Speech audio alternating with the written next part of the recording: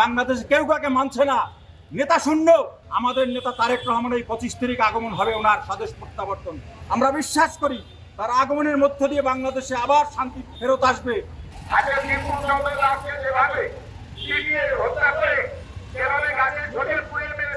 এটা আসলে আমরা কাজ করিনি।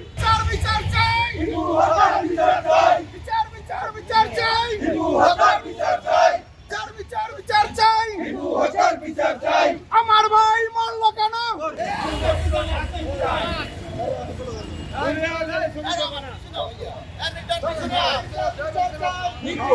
বিচার চাই।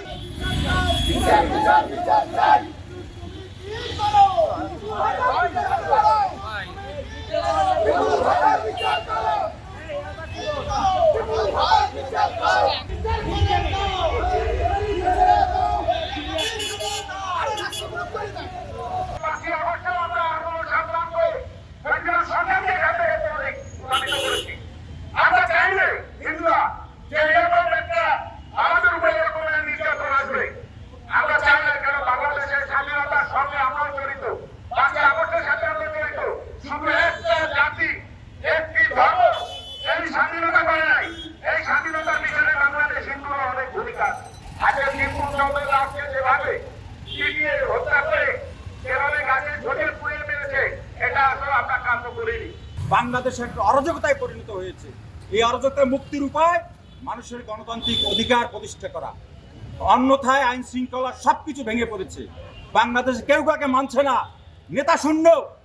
আপনারা জানেন আমাদের নেতা তারেক রহমানের এই 25 তারিখ আগমন হবে, ওনার স্বদেশ প্রত্যাবর্তন। আমরা বিশ্বাস করি তার আগমনের মধ্য দিয়ে বাংলাদেশে আবার শান্তি ফেরত আসবে, বাংলাদেশে একটি স্থিতিশীল অবস্থা তৈরি হবে, আর কোনো দিকে এইভাবে হত্যা হবে না।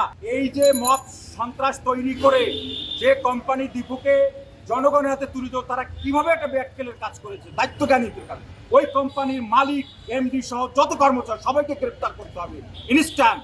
এবং যারা এইগুলি করেছে তাদেরকে ভিডিও ফুটেজ দেখে চিহ্নিত করে সর্বোচ্চ শাস্তি নিশ্চিত করতে হবে। বাংলাদেশ এখন মর্যাদায় পরিণত হয়েছে। একটি নিরীহ মানুষকে কিভাবে তারা নির্মমভাবে হত্যা করেছে, এই কোনো ধর্মই এইভাবে একটা মানুষকে, জীবিত মানুষকে গাছের সাথে ঝুলিয়ে আগুনে পুড়ে হত্যার শিকারের পক্ষপাতিত্ব করে না। তারা এই মত তৈরিকারী যারা আছে তাদের যোগ্য বিচার চাই আমরা।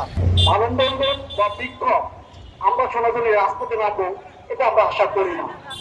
ময়মনসিংহ ধান্দায় একটা ছেলেকে প্রথমত চন্দ্রাবাদে ছেলেরা গার্মেন্টসে চাকরি করত। এই ছেলের চাকরিতে প্রমোশন হওয়ার কারণে তারই সহপাঠীরা তার সাথে বিভিন্ন ঝামেলা পাকাচ্ছে।